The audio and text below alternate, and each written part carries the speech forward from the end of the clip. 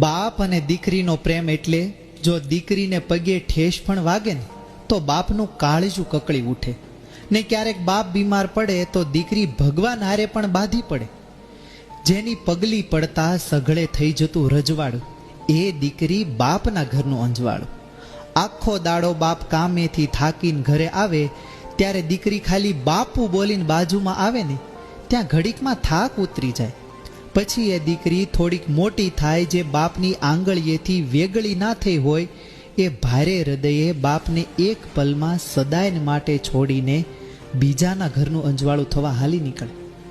ત્યારે બાપની વેદના તો કદાચ સૂર્યનારાયણના ઘરે દીકરીનો માંડવો હોય ને તો એને પણ ખબર પડે કે ઘરમાં અંધારું એટલે હું, કેમ કે બાપના કાળજાના તો કટકા થઈ જાય.